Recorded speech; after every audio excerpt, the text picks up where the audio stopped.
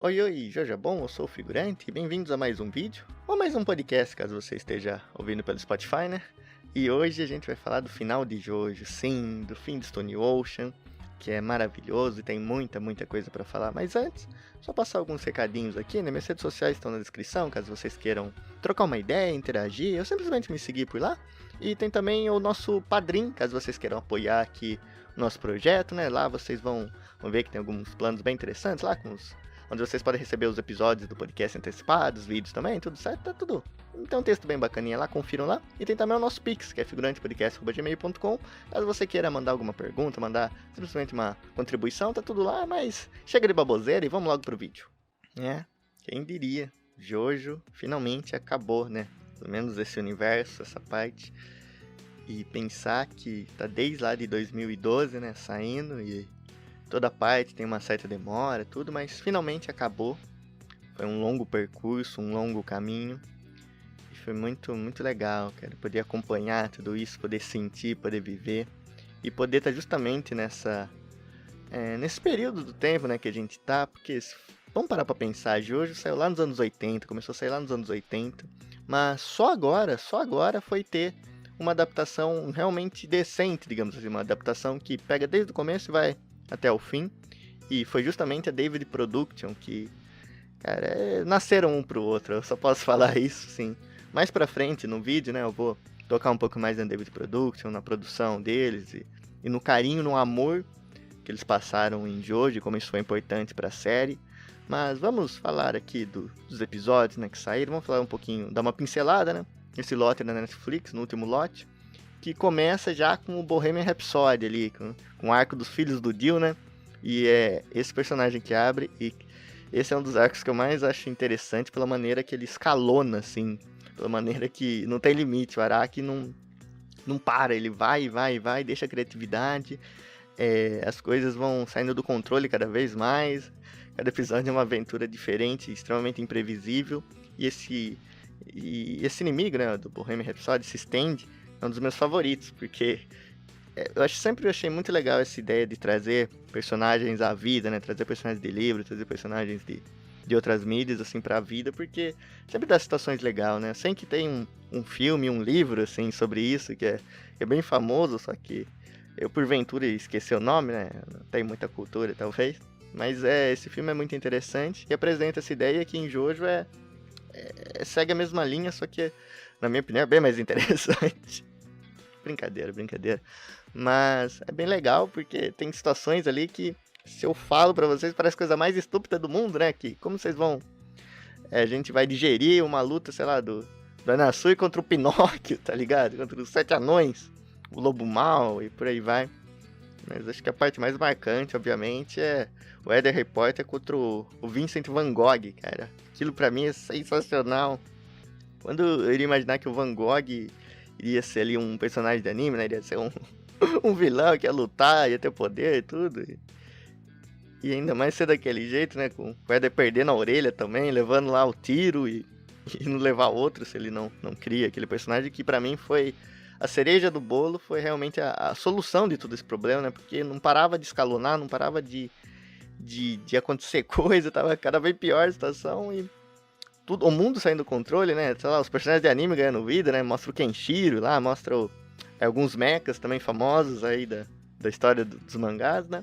E tá tudo perdendo o controle, tá tudo caótico, mas o Eder tem a ideia lá que pra mim é genial, que é justamente de criar um personagem que suga todo mundo de volta pra tela, né? Ainda usar o Van Gogh pra fazer isso. Então, cara, eu achei que só em Jojo isso pode acontecer. Só em Jojo pode proporcionar uns momentos como esse. E aí continua, né? Tem o Sky High, que pra mim é outra prova que o Araki é maluco.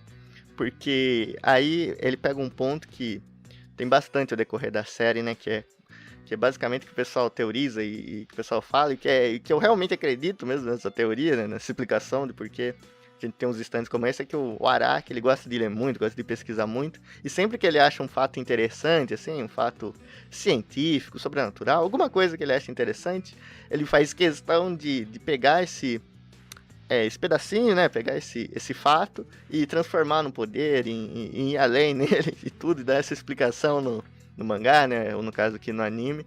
que é essa parada, por exemplo, do Sky High, é os rods, né? Essas coisinhas aí, esse fenômeno que acontece em câmeras e tudo mais, em imagens. E ele deu uma lore pra essa criatura, digamos assim, né? Criatura. E fez toda uma explicação e transformou isso em realidade. Então é muito legal o processo criativo que ele faz e transparece o quanto ele estuda, o quanto ele pesquisa e a vontade que ele tem de trazer coisas diferentes, né? Porque não é o convencional você pensar nisso, num sistema de poder. E acho que isso que transforma os stands numa parada que é muito única, assim, que é diferente de tudo que a gente já viu. E é sempre novo, né? É sempre refrescante a gente ter essa jornada, porque dificilmente eles se repetem.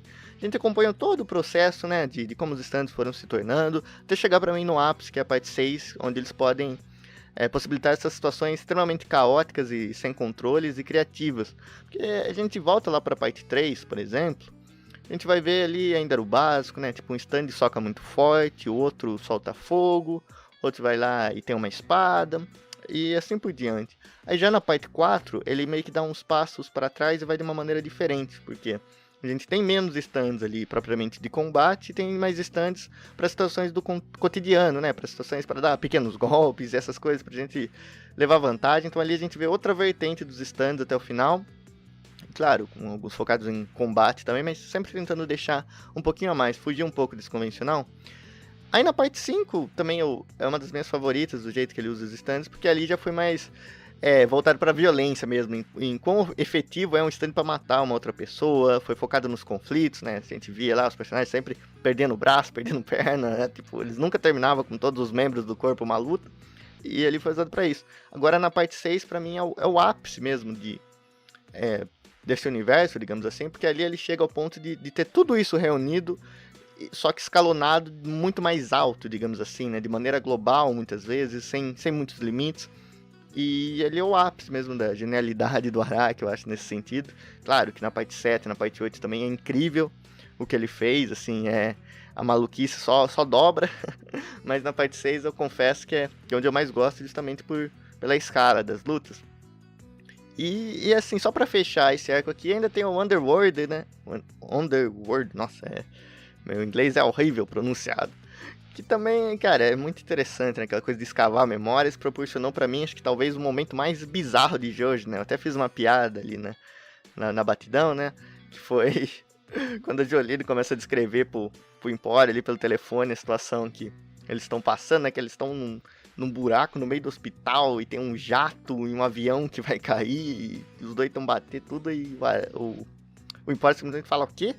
Sabe, porque aquilo é bizarro até pra Jojo, se a gente for parar pra pensar, tipo, toda a situação, tudo, e cara, de novo, aquilo pra mim ficou muito bom no anime, porque no mangá, eu confesso que foi meio confuso pra mim ler, né, tipo, assim, é que o avião tá ali, e ao mesmo tempo tá dentro do buraco, então pra você entender aquilo no mangá, pra mim foi um pouquinho difícil, né, quando tava lendo, mas aqui no anime ficou perfeito, acho que o jeito que eles lidaram com isso, tipo, a ambientação, o design de som também, que é muito importante, eles fizeram certinho ali, criaram um ambiente, né, tipo, você sente mesmo que o avião tá num lugar que não era pra ele estar, tá ligado? Você sente ali a diferença das coisas e você sente a tensão do momento de estar ali, tudo aquilo por hora, e depois tá ali o Pútico, o filho do Odio ali, que eu acabei esquecendo o nome, mas os dois estão ali vendo, conversando, você sente a tensão de um lado, você sente a tensão de outro, a adrenalina, e o anime lidou com isso muito bem. Assim, pra mim ficou perfeito mesmo e fico feliz de ter isso. Agora, né, que a gente já passou por esse arco, vamos rapidinho também a um dos arcos mais interessantes, antes da gente entrar de fato no final, que é o grande momento que eu quero trazer pra vocês de falar, mas é importante falar dessas outras partes também, que é o arco ali do Heavy Weather, né, que é o do stand do Weather Reporter, que a gente conhece ele de fato, tem finalmente a história dele, e tem também um dos momentos mais caóticos, que é os arco-íris transformando todo mundo em caracol. Aquilo também eu tava bem curioso para saber como que a David Production ia adaptar, né? Mas ficou legal. Tipo, é a parte, se for ver, mais bizarra mesmo, nesse sentido de ser difícil pra animar, né? Ser difícil pra botar uma consistência ali nos personagens virando caracol, né? Na Jolene, ali na Hermes e nesses personagens assim mais importantes, que não viraram inteiro, mas ficaram naquele híbrido, né? Lembrou aquele episódio do Bob Esponja, que eles viram caracol, né? Que eles viram Gary. Então foi muito engraçado essa parte, mesmo sendo tão tenso. Mas ficou legal. Cara, eu quero ressaltar aqui que personagem é o Arthur Reporter e que flashback, né? Que backstory linda, digamos assim, por parte do Araki. Porque aquilo sempre me olha e fala que aquilo é arte, cara. Tipo, a história que esse cara criou, simplesmente pra um passado de um personagem, né? Tipo, ele não precisava fazer algo tão bem feito, assim, não precisava fazer algo tão legal, digamos assim, de acompanhar, né? Porque a situação é terrível. Mas aquilo realmente lembra muito uma tragédia grega, assim, uma peça, uma coisa, assim, muito interessante, que busca camadas, assim, que não tem um objetivo claro, digamos assim, além de contar uma história extremamente interessante, com várias emoções. E a parte, pra mim, que é marcante é o narrador, tipo, ele faz toda ali a locução da história de maneira bem feita. Ali, aquilo me trouxe lembranças de quando eu era criança e ouvia a rádio. Eu vi os narradores lá de rádio, né, os locutores, contando algumas histórias, assim, era bem nessa vibe, umas histórias interessantes, umas histórias com reviravoltas e personagens ali. E aqui eu senti essa mesma coisa, busquei lá atrás, porque é muito legal se a gente, sei lá, se a gente fazer um recorte, pegar só essa história, já é uma coisa muito interessante, muito única. E eu sinto que se você for contar essa história pra pessoas, elas vão achar interessante. Pessoas que nem conhecem Jojo, que nem tem coisas com anime, se você anotar direitinho e pensar num jeito legal de contar, vai ser bacana. Então, é um flashback muito interessante. E agora, só pra falar mesmo, o que me marcou além disso foi o exato momento em que o narrador, ele para um pouco e fala, né, tipo... fica com você, né? Fica com o telespectador e decidir de quem é a culpa, digamos assim, de quem tem a maior culpa nesse conflito bizarro que aconteceu, porque a situação realmente me deixa sem palavras. Assim, eu não tenho palavras mesmo para acrescentar de tão boa que é aquilo. Só posso apreciar mesmo e dizer que isso é arte, isso que é legal, isso que me faz querer assistir mais animes, me faz gostar da mídia, é um dos momentos criativos como esse. E ficou muito legal no anime também, né? Vale ressaltar. Tiveram ali uma única mudança, simplesmente assim, que não dá pra pensar, né? Que não dá pra fazer grande caso com isso, é que eles acabaram não falando que era KKK de fato ali, que tava atrás do put e tudo. Então tiraram um pouco do choque, do fator choque da cena, mas a cena continua com a mesma mensagem ali, continua terrível, continua aterrorizante do mesmo jeito. E cumpre o papel dela de passar aquele ódio, de passar aquela desgraça que foi aquilo, né? De passar todo esse peso. Então eles estão de parabéns. Vale ressaltar, né? Porque afinal é uma mudança ali. Então só trazendo aqui pra vocês como um fun fact. Não sei se fã é a palavra certa pra usar aqui, mas de fato é um fact. Talvez isso foi mais redundante do que deveria. Mas enfim, passando isso, né? São dois arcos muito interessantes. Aí a gente começa essa escalada aí pro paraíso, né? Pro Heaven. Que é quando a gente tem o Simoon e o Made in Heaven, né? Que são os próximos arcos. E aí é que a coisa estoura. E aí é que começa a farra, digamos assim. E é bem marcante, porque a gente tem ali pela primeira vez o Put, né? Depois de sair da prisão, a gente tá vendo de fato o que ele é capaz. E as coisas começam a piorar cada vez mais para os protagonistas. Começa a vir uma tensão muito maior. Sabe, ele mexendo ali na gravidade, ele se tornando o centro gravitacional da coisa, ver os carros tudo caindo, as pessoas ali sofrendo. E de novo, aquilo é muito, muito interessante de se ver. E acho que o MVP dessa parte, aí, nessas partes, com certeza foi o Anasui, cara. Porque o que o Anasui salvou a galera ali, o que o Anasui fez pra proteger todo mundo foi incrível. Então é uma parte muito legal também, mas agora... Aqui é que eu dou uma desacelerada, né, já que eu dei toda essa pincelada, para poder falar mais com calma, porque aqui começa o final de Stone Ocean, que começa o grande catarse que foi isso, e é disso que a gente vai falar agora. Bem, vamos lá.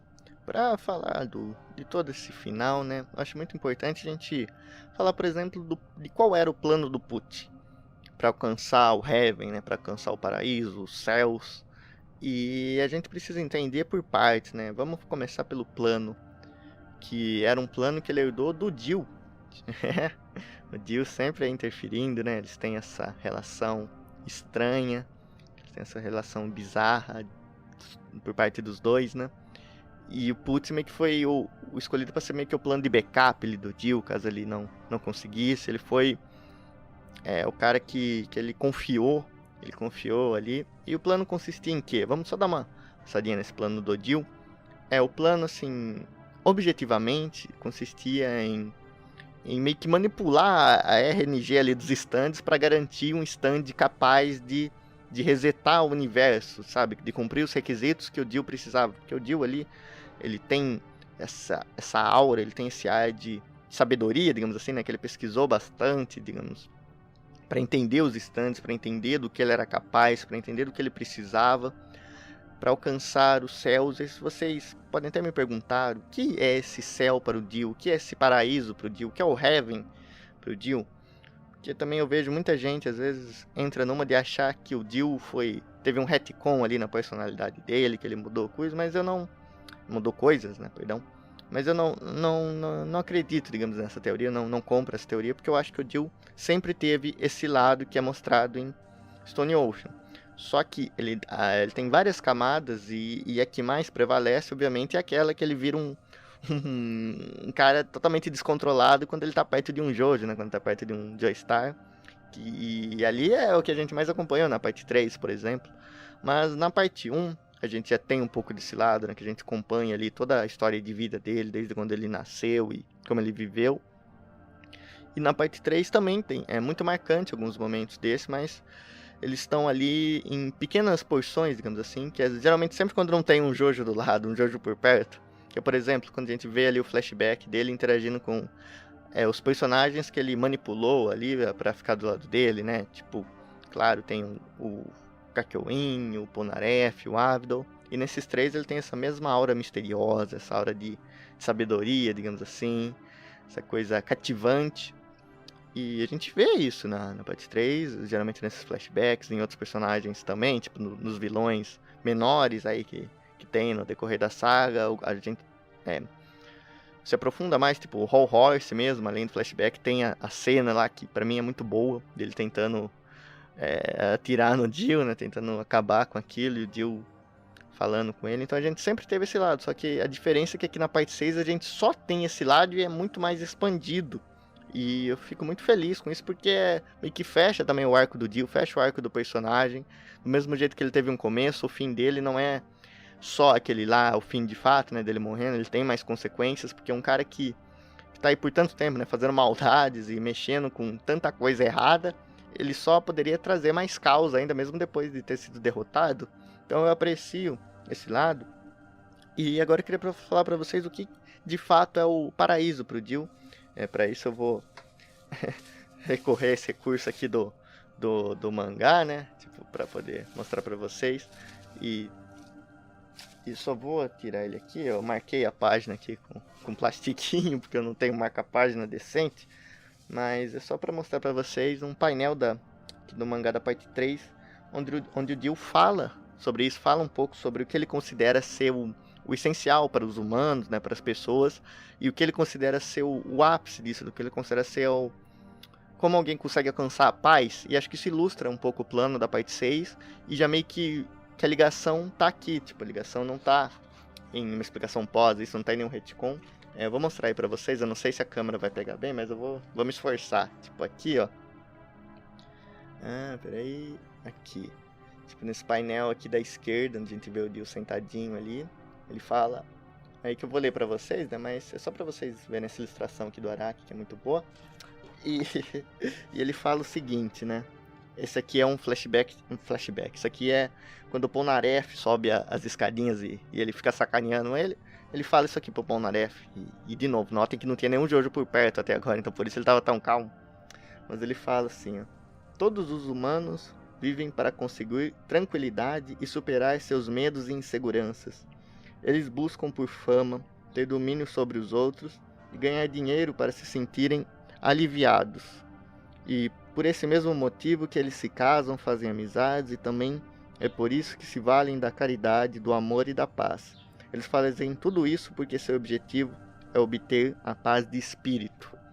E essa paz de espírito é o que o Jill quer alcançar com o Heaven, digamos assim, é o que ele entende ser a paz de espírito para as pessoas, eles não só saberem do próprio destino, como também estarem trancados a ele, estarem presos a um destino, assim, ao ponto de eles não poderem mudar, mas poderem se preparar para todas as adversidades e situações que vão acontecer em suas vidas.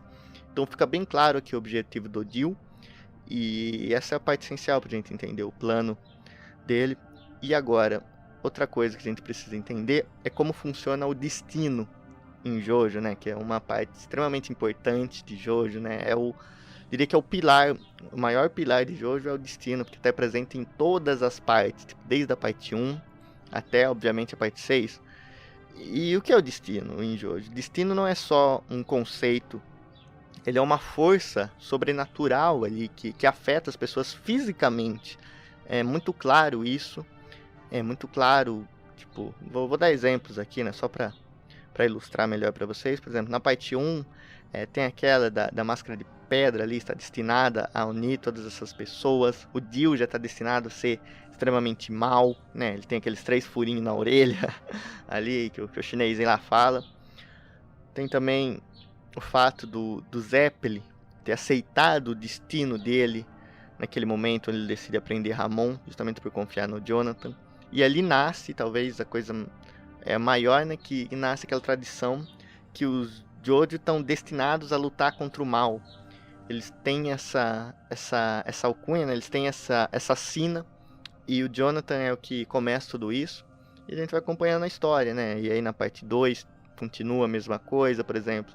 No fim, o Joseph estava destinado a pegar a Pedra de Ágia sem mesmo ele entender. Tipo, o destino estava movendo, as coisas estavam acontecendo, mesmo sem ele entender o porquê ele fez. E foi justamente a pedra ali que salvou ele instintivamente.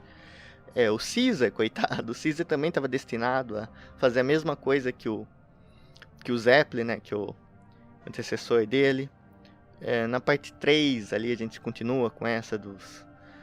E aqui a gente tem, fisicamente, né, que tem a maldição ali que nasce na introdução dos stands, né, com o Dio ganhando um stand. Isso mexe com o corpo dele, que é do Jonathan, e mexe com o corpo de todos os Joestars, causando essa ligação. E assim por diante. A parte 4 a gente tem a clássica frase dos usuários de stands, atraem outros usuários de stand. E a gente tem a introdução do Arc Flash, que também é movido por essa gravidade, né.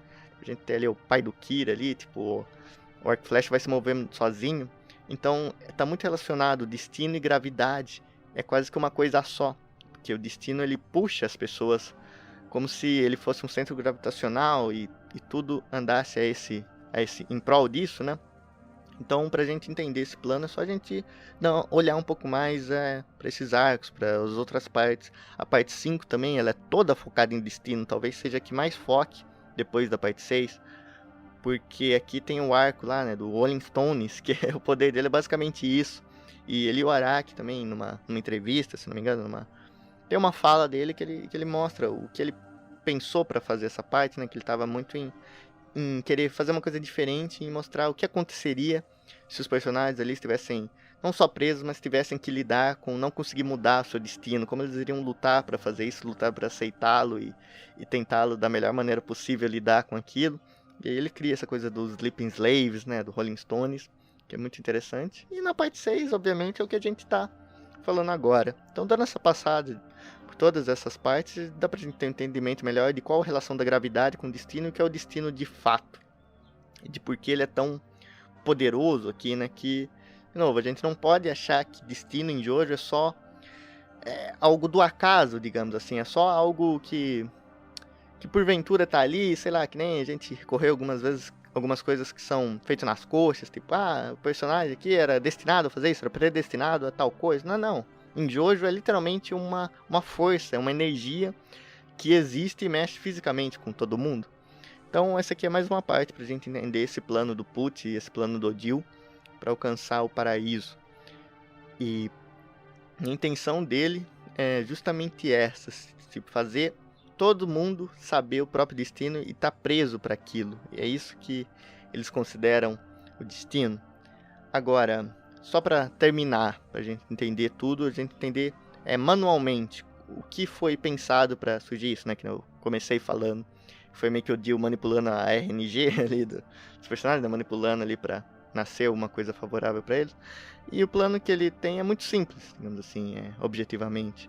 Ele teve ali a vontade, a força de vontade dele, digamos assim, de adquirir esse stand, e ele crava 14 palavras no próprio stand para, digamos que, transformar em algo físico essa força de vontade que ele tem, não consigo achar a palavra certa, mas é basicamente isso. Ele quer cravar isso na mente dele, cravar isso no stand dele, gravar isso na alma dele, essas 14 palavras relacionadas ao objetivo. E depois disso ele faz o quê? Ele escreve, faz questão de escrever tudo isso num diário e confia um osso ali dele pro Put. E manda o Put ir lá pra cadeia com White Snake, tudo pra ele conseguir um stand capaz de não só trazer o osso dele de volta à vida, né, caso ele morresse, que foi o que aconteceu, mas também aquilo possibilita dele conseguir ali a alma dos 36 pecadores, que é um dos requisitos também para alcançar isso, e nascer o bebê verde lá, que no futuro vai se fundir com o White Snake, e com as coordenadas certas, que foi lá no Cabo Canaveral, onde também cumpre os requisitos de ser o ponto mais fraco da gravidade, ser o ponto mais manipulável dela, com o stand. E ali o Dio prepara tudo isso, o Put consegue depois ler ali as memórias do Jotaro, que o Jotaro mesmo queimando ali acabou lendo, e o que interfere nisso tudo, né? E tá tudo interligado e o Put consegue fazer todos os requisitos e consegue alcançar o Made in Heaven, que é o stand capaz de resetar o universo e criar esse looping onde as pessoas sabem de tudo, e mais o fato, claro, dele eliminar essas pessoas que estão querendo atrapalhar ele. Tipo, ele quer banir da existência essas pessoas nesse novo universo, não permitir a alma deles chegarem lá, e para isso ele tem que matá-los, sabe? Ele tem que matar, resetar, e ele vai impedir que as almas deles chegam e eles vão ser substituídos por pessoas com almas completamente diferentes. Esse era o plano do Put, esse era o plano do Dio. Mas vamos falar um pouquinho desse plano, né, de como ele é interessante. E se vocês já pensaram nisso, né, tipo de como seria se a gente já soubesse de tudo que vai acontecer com a gente e não pudesse mudar absolutamente nada. Porque mesmo mentalmente a gente tentando, fisicamente a gente seria impossível, né? Porque como a gente vê depois que o universo foi ser resetado, ali o mesmo Empório e o Putz interferindo um pouco, as coisas continuavam a acontecer da mesma maneira, eles querendo ou não. E às vezes eu fico imaginando isso, né? Tipo, se a gente soubesse de tudo, isso acabaria com as nossas ansiedades, isso acabaria com as nossas angústias. Mas valeria a pena? Tipo, seria realmente algo positivo para todo mundo? A gente ter um destino e saber dele e não poder mudar? Tipo, se o Dio chama isso de paraíso, eu chamo isso de purgatório. Sim, eu acho que isso seria a representação física de um purgatório. Que a gente vai estar ali tendo o looping, né? Acontecendo tudo, a gente já sabendo tudo que vai acontecer, não podendo mudar absolutamente nada. Então, pra que viver? Tipo, se já é difícil a gente saber o sentido da vida, mesmo que sabendo o sentido da nossa vida, e acabar com a nossa busca por qualquer coisa. E de novo, ele gosta de relacionar essa coisa com o heaven, né? Que é a palavra mais certa para descrever isso. E eu acho que é interessante essa escolha. Porque eu penso, isso me leva a pensar um pouco no que eu acredito e no que eu acho do conceito de Deus e livre-arbítrio. Isso é uma discussão muito extensa, tem várias interpretações diferentes, eu respeito todas, e eu acho muito interessante, por isso eu tenho a minha, né, algo que eu bem pensando, né, que como é possível, por exemplo, ter Deus, que ele sabe de tudo, ele sabe tudo que vai acontecer com a gente, digamos assim, nesse conceito, e como é possível ele saber de tudo e mesmo assim a gente ter o livre-arbítrio para fazer o que a gente bem entender. Porque na história, digamos assim, da Bíblia, tem tudo lá, essas coisas, né? E é concedido aos humanos, às pessoas, o livre-arbítrio. E às vezes eu fico pensando, né? Será que é possível ter esse tal livre-arbítrio, mesmo com Deus sabendo de tudo? E eu acho que sim, eu acredito fortemente que sim, nesse conceito. Porque Deus, ele não está só em todos os lugares ao mesmo tempo, como ele também vive em todos os momentos. É nisso que eu acredito. Tipo, ele vive o início, ele vive o meio, ele vive o fim.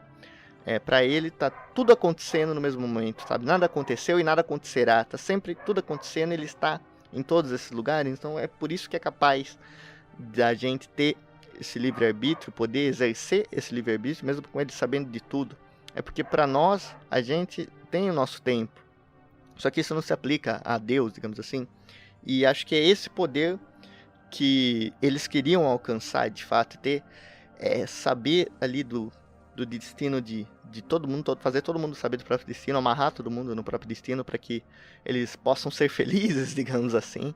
Mas só que tem uma grande falha nesse plano, tem uma grande falha, que é você não saber do seu próprio destino, você não aceitar o seu próprio destino. E essa falha, inclusive, que faz o Pucci falhar na execução desse plano, porque justamente ali ele era o único que poderia alterar as coisas, mas o que foi o tiro que saiu pela culatra, o tiro que deu nele mesmo, foi justamente ele não poder saber do próprio destino. Que ali, quando o Empório vai lá e faz o Pucci mesmo colocar o disco do Weather Reporter nele, ele ter o poder e poder matar o Pucci. Então você vê como é interessante toda essa ideia, tipo, o quanto o Araki teve que trabalhar para chegar nisso e moldar e fazer uma história interessante e corajosa, porque, de novo, não é todo mundo que teria a ousadia de fazer um final como esse. E a gente tá caminhando, tá indo por partes, falando de conceitos, explicando tudo, mas vamos chegar agora na parte que eu acho que é a parte mais sensacional dessa história, a parte mais catártica, a parte mais triste, a parte mais, sei lá, qual adjetivo usar. Então agora vamos finalmente falar de fato desse final de Stone Ocean. What a Wonderful World. Esse é o título aí desse último arco, desse final. Este é o que representa tudo isso, né? É um mundo maravilhoso. Mas é um mundo maravilhoso para quem? Se a gente está tão triste. E aqui vamos falar, né, do que aconteceu. Tipo, o Empório é um dos personagens que eu mais gosto da parte 6. Eu gosto dessa trajetória dele, do que ele representa e das coisas que ele faz, né, de como ele sente e do que ele serve, a função dele, que depois eu vou chegar nisso, mas pra mim é a cereja do bolo desse final. Mas vamos lá no começo de novo, né? Vamos começar do fim pro começo, que é o começo desse fim, que é no ponto onde o Empório ele consegue deter o Pucci e cancela esse plano dele, né? Ele consegue fazer as coisas voltarem ao normal, digamos assim, na sua maior parte, porque o que ele faz com aquilo? Ele mata ali o Pucci, né? Ele mata o Pucci e o universo reseta novamente com isso, causa um gatilho. E o universo reseta, só que sem a presença do Pucci. A presença do Pucci é praticamente apagada, eu acredito. E a influência dele no mundo também acaba, tipo, então é basicamente como se agora sim, depois que o Jotaro derrotou o Dio, as ações do Dio já praticamente acabaram. Ele não tem mais influência, ele não tem mais um sucessor ali, alguém para seguir a vontade dele. Então é isso que muda, né, na história, né, o que de fato muda. E ressaltando algumas diferenças, digamos, desse ponto em diante. Porque tudo continua igual, né, o universo continua igual, mas os eventos da parte 6 é onde mudam e é onde dói, e onde nos deixa vazios. Por um lado, digamos assim. Porque se a gente parar para pensar, o que isso causou, quais foram as consequências disso, do Pucci ter morrido e tudo mais. A consequência é que todos aqueles personagens que a gente viu, agora com outro nome, mas com as mesmas almas, estão tendo uma vida muito melhor, sabe? Eles estão tendo uma vida muito mais tranquila, uma vida muito mais feliz desde o início. Então a gente vê ali a Irene, né? A Irene. E a gente vê que diferente ali do que a gente tinha visto antes, né? Daquele Jotaro e daquela Jolene esquisita lá. Esse aqui, a Irene, ele tá com a calma original, digamos assim. Ainda é mesmos sentimentos e tudo. Só que sem as mesmas memórias. Que é o que é mais importante, a gente vai tocar depois. Mas eles têm uma vida muito boa, muito bonita. Tipo, a Nasui ali já tá com a Irene, né? Tá com a Jolene. Ele não é provavelmente um psicopata ali que cometeu aquele delito, né? A Hermes também tá com a irmã viva, tá feliz. A Jolene tem um relacionamento com o pai bem melhor, porque o Jotaro não tem que se preocupar em lidar com os caras querendo matar ele e a família dele, né? Também, sei lá, o Weather Repórter também, acho que talvez seja mais interessante, talvez saber um dia como ele ficou, porque sem a influência do Putz, sem como será que seria a vida dele ali, com a irmã e tudo mais, então isso aí continua sendo esquisito se a gente parar pra pensar. Mas de resto tá tudo certo, menos pra Foo Fighters, né, coitada, que a Foo Fighters foi apagada da existência também, porque ela é muito importante pra introduzir o que deixa esse final tão triste mesmo, parecendo ser um final feliz. No fim das contas, se a gente parar para analisar friamente, é porque as memórias constituem uma pessoa, as memórias constituem a alma de uma pessoa, quem ela é, e é importante para isso. Então, sem as memórias, sem essa consciência, não dá para você achar que aquela pessoa é a mesma pessoa, digamos assim, por uma instância, né? E ali, sabe, a morte da história, digamos assim, o fato da história não ter existido, o fato de todos os elementos ali da parte 6 não terem ocorrido, sabe, nenhum evento ocorreu na parte 6, tá, sabe, aqueles personagens que a gente aprendeu a amar, todo o desenvolvimento que a Jolene teve, todo o sofrimento que a Jolene teve, né, todo o sofrimento que ela passou, e a superação dela, tudo aquilo foi apagado, sabe, tudo que eles fizeram não existiu, tudo aquilo que a gente assistiu só a gente lembra, e o Empório também. Então você vê como é bonito, por certo modo, né? Porque o Empório tem aquela cena lá do Meu Nome é Empório, dele chorando por ser o único ali que lembra de tudo aquilo. E a gente consegue sentir exatamente a mesma coisa que ele. A emoção dele transcende a tela, porque nós dois somos os mesmos nessa situação. Nós dois somos os únicos ali com a memória de tudo aquilo que aconteceu. A gente sabe quem eram aqueles personagens antes, quem eles são agora, a gente não faz ideia. Mas é uma coisa que transcende, é difícil fazer isso. Tipo, a gente tá sentindo exatamente a mesma emoção que um personagem no anime. Tipo, não é como se a gente conseguisse fazer isso o tempo todo, não é como se um autor conseguisse criar uma coisa espetacular desse jeito o tempo todo. E acho que isso que é a arte em sua instância mais pura. Porque vamos lá, tipo, se aquilo que realmente importa são os amigos que fizemos pelo caminho, se não existe caminho, logo não tem mais amigos. Então a gente perdeu tudo isso, a gente perdeu a Jolene, a gente perdeu a Amy, a gente perdeu todas essas pessoas que a gente conheceu. E mesmo ganhando as mesmas almas dele de volta, eles não têm as mesmas experiências, eles não são as mesmas pessoas de fato. E mesmo sendo muito mais positivo para eles, ainda assim a gente se sente vazio, ainda assim a gente se sente triste, porque tudo aquilo que aconteceu, na verdade, não aconteceu. E foi apagado da existência, para no fim ter um final desse. Então você vê como tem várias camadas, tem várias sensações, tem vários sentimentos. Que para mim matar os atos de um personagem, sabe, é bem mais cruel do que matar ele mesmo, assim, é bem mais impactante, bem mais triste tudo isso.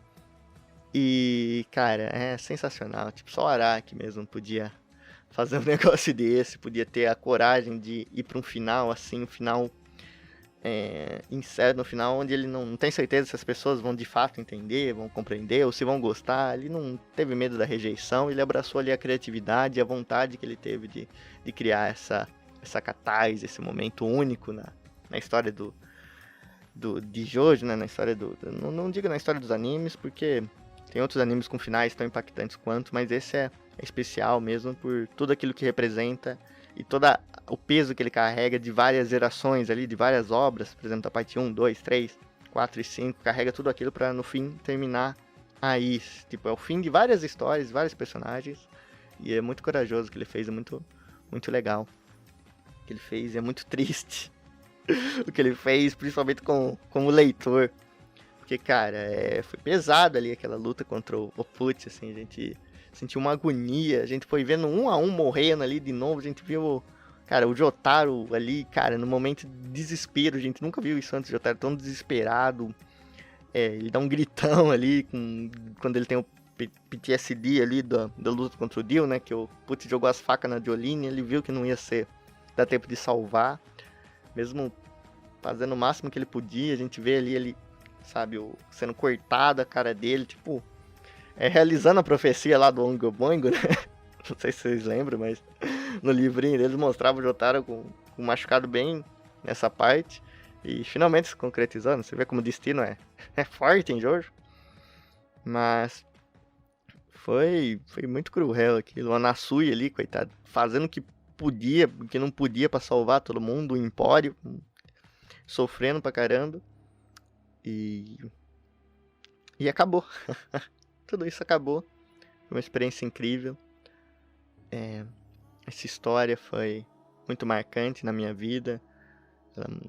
Ela foi extremamente impactante e acho que o mundo maravilhoso é o mundo onde a gente tem Jojo animado inteiro. Eu acho que só pode ser isso. A gente tem as obras do Araki no mangá, estão sendo publicadas aqui no Brasil, né? A gente tem aí um anime já inteiro, feito da parte 1 até a 6. A parte 7 e 8 já são outra coisa, né? Mas quem sabe mais pra frente. Agora também saiu a notícia que a parte 9 vai lançar aí, vai começar a ser publicada em fevereiro. Então é mais uma coisa boa. Então a gente está num mundo maravilhoso, pelo menos nessa instância. Só para terminar, vamos falar rapidinho aqui da produção, de como foi a produção e de como foi essa jornada, né? Porque no começo foi difícil, foi muito difícil, foi muito abrupto essa mudança para os lotes e tudo mais, mas isso já é parte da distribuição e agora isso acabou, sabe? Mesmo sendo um oceano de pedras para acompanhar tudo isso, sabe? Eu, por causa dessa cabeça maluca aqui, extremamente ansiosa, que eu acabei fazendo a questão de assistir todos os episódios no dia mesmo do lançamento para não receber, não spoilers, mas para não receber, para saber como tava a animação, para saber se ia ter abertura, não, e todas essas coisinhas aí eu falei, não, eu vou entrar em quarentena aqui, entrar numa meditação aqui e assistir de uma vez só, então assisti dos 3 lotes em um dia só. Foi uma experiência horrível nesse sentido, mas agora acabou, não tem mais do que reclamar. Agora eu só tenho coisas boas pra dizer. E é dizer simplesmente do amor e do carinho que a David Production colocou em Jojo, que isso transparece na obra. E eu não troco isso por nada. Eu não troco isso por, sei lá, pelo melhor estúdio de animação que tem aí, mas o amor deles é o que faz ser diferente, é o que faz Jojo ser um clássico moderno, o anime, levando em conta só o anime, porque o mangá já era um clássico muito antes. Mas a gente vê aí vários casos de animações, de mangás icônicos que simplesmente estão aí, estão jogados aí, é até legal, até bacaninha, mas ninguém se lembra tanto quanto o mangá. Geralmente quando vamos falar do mangá. Mas de hoje não, de hoje já não tem mais como você distinguir, não tem como você fazer essa diferença, estão no mesmo patamar.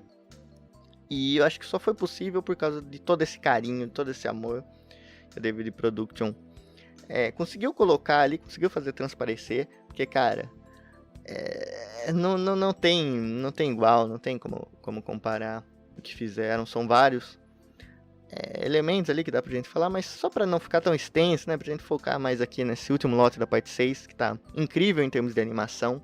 E uma coisa que eu notei foi que aqui eles deram ao máximo de aval ali pra quem tava editando, pra quem tava animando, deram o máximo de aval pra eles darem seu máximo, entendeu? Assim, pra ter essa individualidade que eu acho tão bonita e tão legal nos animes, que desde muito, muito cedo, desde criança eu aprecio essa parada, eu acho legal, e aqui a gente continua tendo isso, porque se você reparar, essa reta final aí tem vários estilos diferentes de animação. Você vê os personagens ali, sei lá, praticamente em cada episódio, em determinadas cenas, eles tem uma diferença, não um pouquinho diferente. Eu acho isso que é um dos elementos da arte que me impressiona. Tipo, é como ter uma visão ali para adaptar, pode mudar de pessoa para pessoa, pode ser tão diferente a mesma coisa. Então a gente vê ali os traços mais carregados, outros mais leves, outros mais fluidos, outros mais parados. E a gente teve várias. Claro, tem uma ceninha ou outra ali que às vezes não tá não tá perfeita, tudo. Mas as cenas que importavam realmente estão magníficas. E essa diferença pra mim é o que dá o toque, é o que dá o sabor e o que deixa com a alma. Porque ali é os caras fazendo o que eles acham melhor mesmo. Ali é a individualidade prevalecendo. Porque se tem uma coisa que me chateia às vezes, né? É uma coisa que tá acontecendo recentemente, porque eu fico feliz que a tecnologia tenha chegado e mais animes estão podendo evoluir, podendo chegar a fazer coisas que antes não era capaz. Então você vê aí, por exemplo, a Mappa.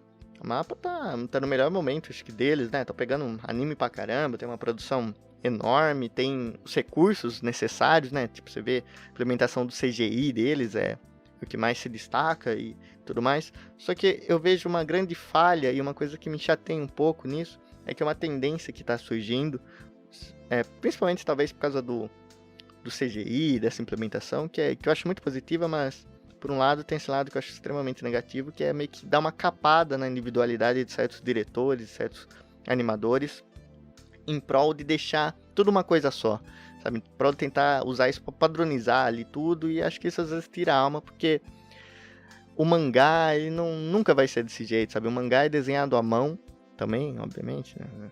Mas ele é pintado à mão, tudo, então tem vários momentos diferentes, e como alguém vai interpretar aquilo para adaptar, também tem extremas diferenças e individualidades, em como um acha melhor que o outro.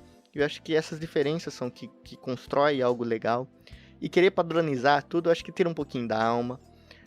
E eu sou extremamente grato que a David Production nunca seguiu isso e sempre deu essa liberdade aí para as pessoas.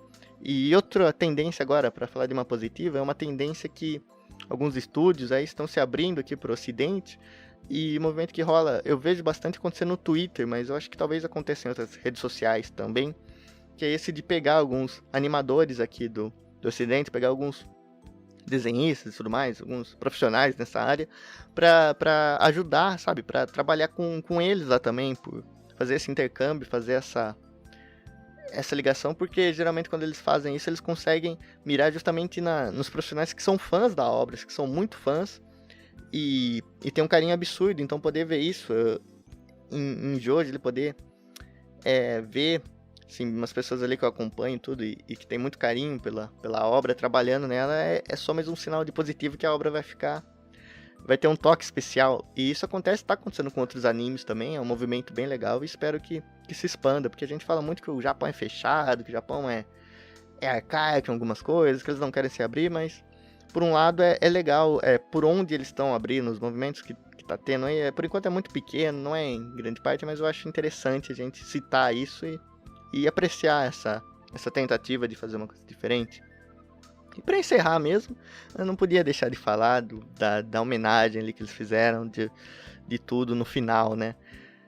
Tipo, tanto que aquela abertura magnífica, aquela abertura já era muito boa, né? O Heaven's Falling Down, normalmente já foi muito boa. Mas a mudança que fizeram, cara, aquilo ali me fez chorar, bicho. Não tem jeito, aquilo foi muito emocionante. Tipo, o Jotaro ali parando o tempo, aí o Pucci invadindo a abertura e voltando lá pro Sonoshiro no Sadame, tipo, pra primeira abertura que marcou muito, que é muito bonito, que é muito boa, e a gente tem ali as referências, e claro, sem falar de referências, tem referências a todas as aberturas praticamente, tem referências a tudo, aparece ali os 5 Jojo pela primeira vez numa abertura só, e é muito bonito aquilo, e Roundabout no final, bicho, aquilo foi pra matar, tipo, você já tava chorando antes, ali eu chorei bem mais aí.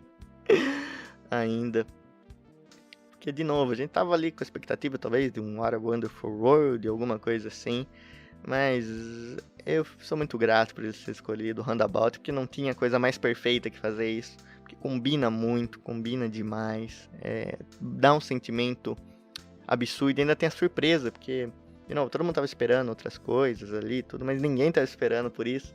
E ter esse Roundabout ali mostrando, e com as imagens depois mostrando as outras partes, tudo faz total sentido com o que aconteceu, faz total sentido com a obra. E é uma extensão absurda do mangá, digamos assim. Então a experiência é completa. Eu fico feliz que tenha isso. E eu fico até um pouco triste por ter acontecido nessas condições de lançamento de lote. Não por causa de que se tivesse saindo semanalmente ia ter mais hype. Não, eu não gosto de hype, eu não ligo pra isso. E até pra complementar, eu odeio hype, cara. Eu odeio esse anime hypado, eu tenho isso comigo, mas uma coisa é que eu não sou egoísta. E o que eu quero dizer com isso é que eu queria que mais pessoas pudessem ter interesse e estar conosco nessa barca para conseguir gostar de Jojo. Não só gostar, mas sentir tudo isso que a gente sentiu, sabe? Eu queria compartilhar isso com eles, queria compartilhar isso com mais pessoas, para eles também terem essa felicidade, terem esses sentimentos e que são tão bons, acompanharam uma história que eu acho muito boa, mas infelizmente com esse lançamento de lote ele meio que deu uma